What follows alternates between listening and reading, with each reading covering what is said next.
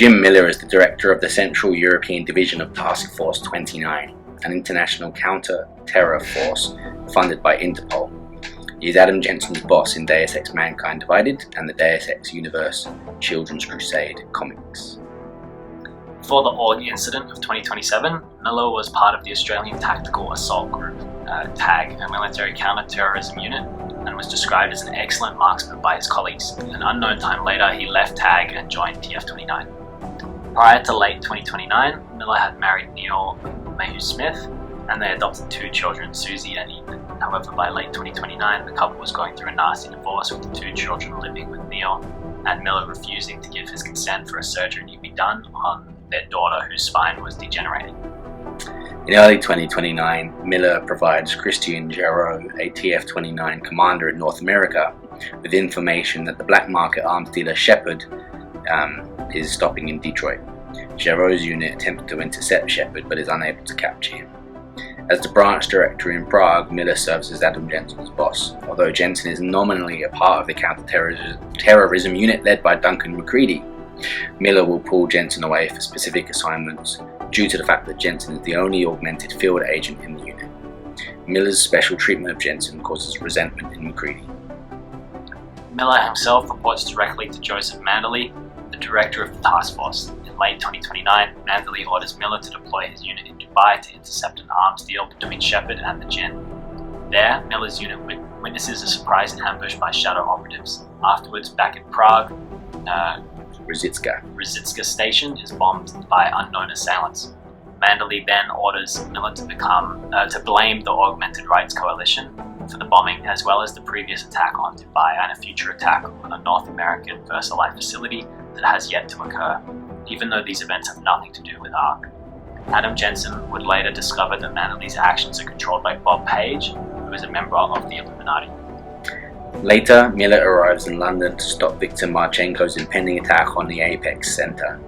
During the mission, Jensen loses contact with Miller, but later finds Miller in the catering area of the Apex Center, badly injured by Marchenko's men.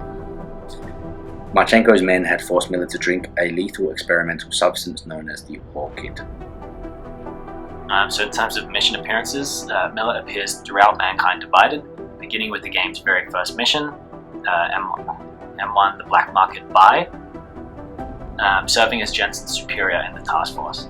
In the final missions in London, Miller is discovered to be badly injured. If Jensen had managed to obtain the Orchid neutralizing enzyme from the Palisade Property Bank during Mission 12, the heist, Jensen can administer the antidote to save Miller. Otherwise, Miller will succumb to the Orchid. Despite his personal life, Miller doesn't let it interfere with his professional one. Miller is seen as a direct and decisive leader, committed to his job and passionate about protecting civilians. He has gone through his entire career with unwavering respect for the chain of command, but lately, questionable orders passed down by Manderley have caused Miller to balk, resulting in him starting to reconsider his stance. Saving Miller in London will unlock the He's Not Dead Jim achievement. He's dead, Jim. So some trivia. According to the Art of Deus Ex Universe, a book which I luckily have, Jim Miller's appearance is supposed to be based on the actor Rutger Hauer and a reference to his character Roy Batty from Blade Runner. Did not know that, that's awesome. On one of Miller's computers is an email from Bennett, an old comrade during his times in the Special Forces. This is likely a reference to the 1985 film Commando, where Miller's voice actor Vernon Wells portrayed the character of the same name. The same guy? Oh, that's really interesting. Did not know that. Miller is one of the 3 known gay characters in the Deus Ex series, the other 2 being Mark Finley and Lionel from Deus Ex Invisible War, and presumably his husband. Yeah. Well, that's Jim Miller. We've got to say, when you're playing through the game, you obviously at no point do you ever really feel like you can trust Miller. It's quite interesting, but there are some really interesting choices around giving him certain information or not giving him certain information.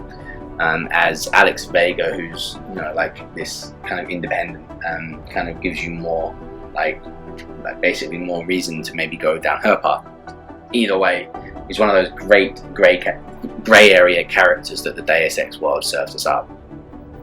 Yeah, and again, it's just another example of a character in Deus Ex that, you know, during actual gameplay, maybe he's not the most, you know, it doesn't seem like you'll have a full backstory sort of planned out, but definitely it's all there for people who are sort of interested in finding that out, and for people who, you know, check his emails or read that sort of thing. There's a lot for fans to find just by going that little extra mile, and yeah, definitely another good example of that.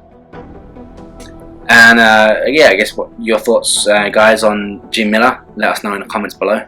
We've given you all the information that we've got. I guess some speculation. We know that he's obviously used to be part of, in the law, this Australian kind of civil war conflict, which is quite interesting too. Definitely like to see another Deus Ex game explore some more of that as well. Yeah. But in the meantime, we've got to make do with what we've got. But let us know. We're keen to hear from you, and we'll see you in the next Deus Ex Law video. See you next time.